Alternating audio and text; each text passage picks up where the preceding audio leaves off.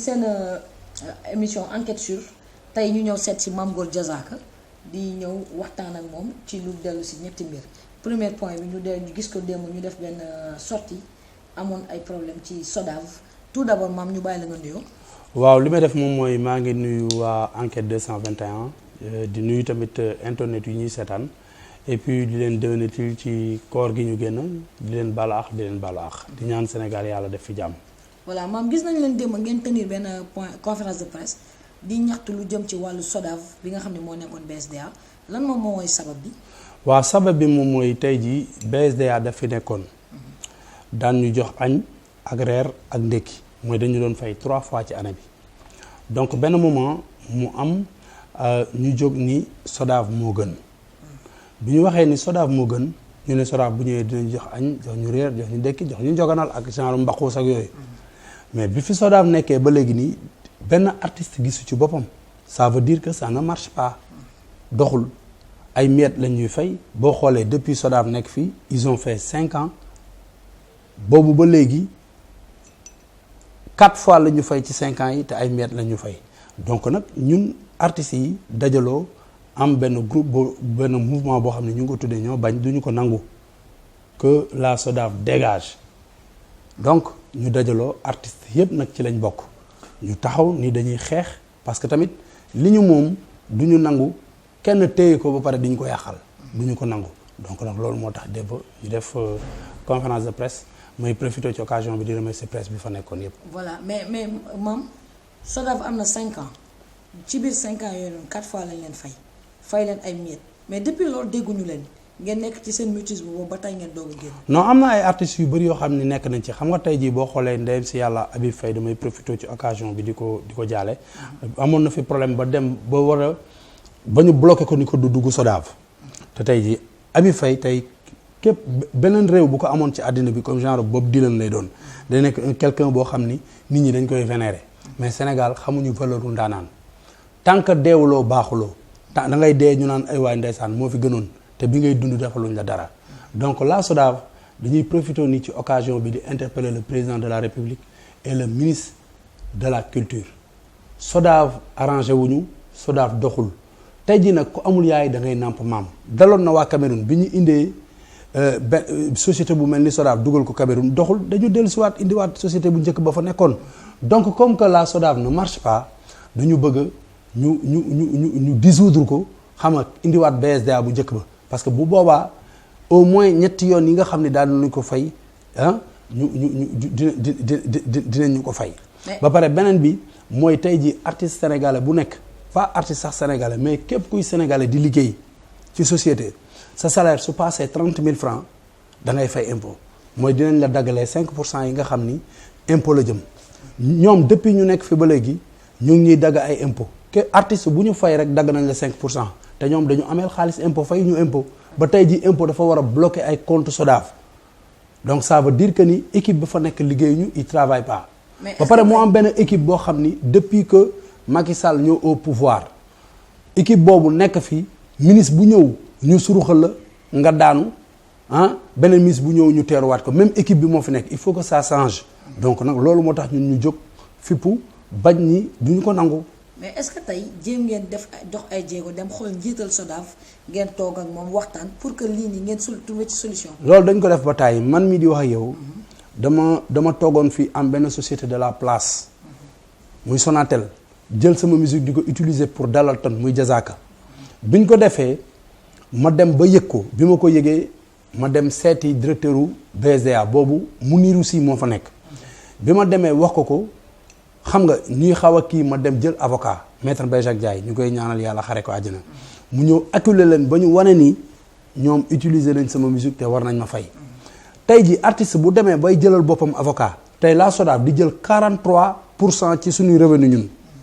la ñuy am donc ñoom si seen bopp kon ñoom ñoo war a nekk suñu avocat mais ma dem jël avocat ñëw ñu naan man tey suba ñu woo ma ñëw ni ma bul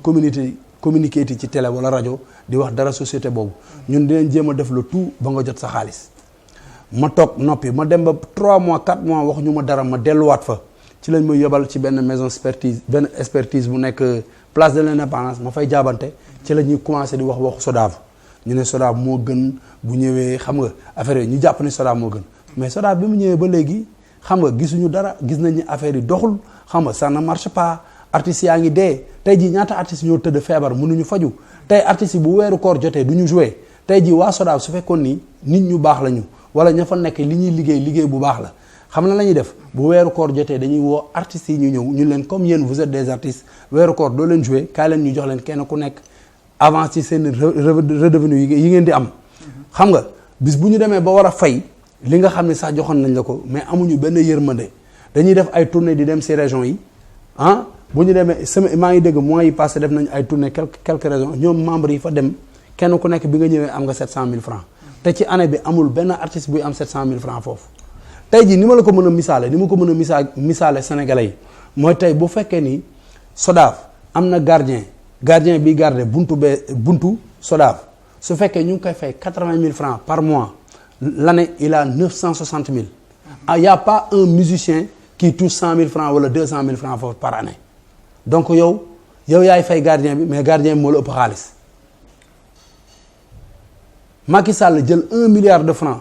may ko la culture sénégalaise jàppale ko musiciens yi ñu koy nëbb artistes yi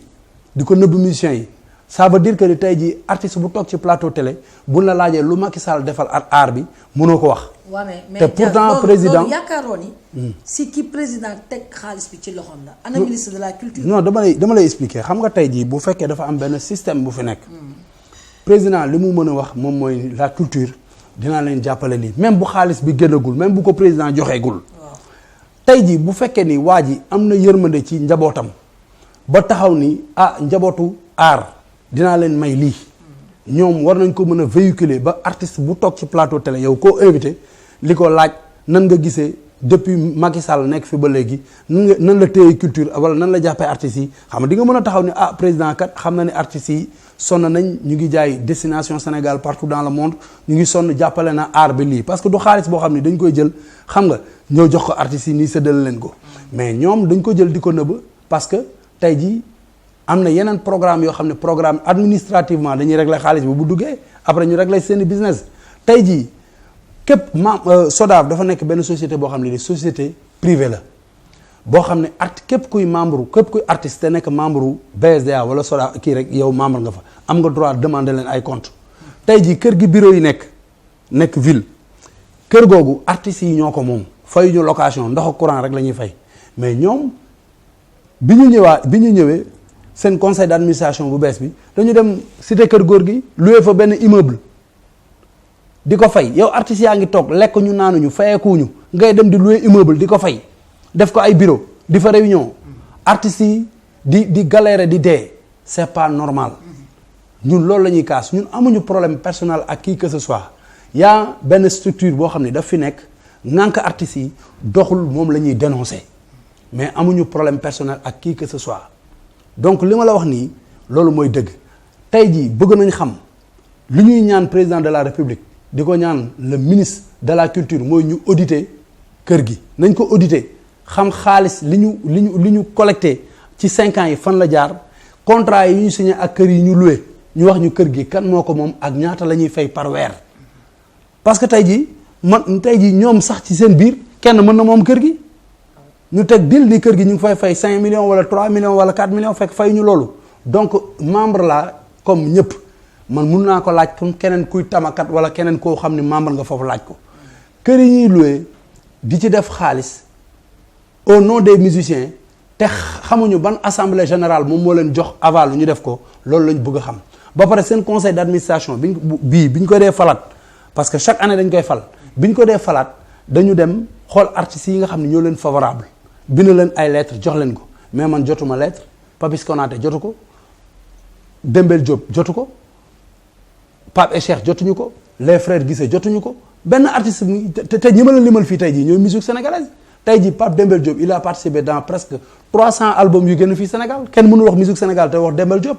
tey ku xamul Dembel dégg nga turam c'est un grand musicien Habib Faye ku ko xamul dégg nga turam Papis Konaté noonu mais amul ci ñoom ku kontaan léegi nag li ñu leen di wax moom mooy le 21 juin mooy fête de la musique ñun am nañ autorisation préfet on va organiser une marche ñoo ngi woo presse Sénégal ak presse internationale bi yëpp ñu ñëw na ñëpp ñëw ñu daje buntu SODAV dañu bëgg mu dégager président de la république li ñu koy ñaan mooy nañu auditer SODAV tas ko parce que benn artiste kontaanul ci SODAV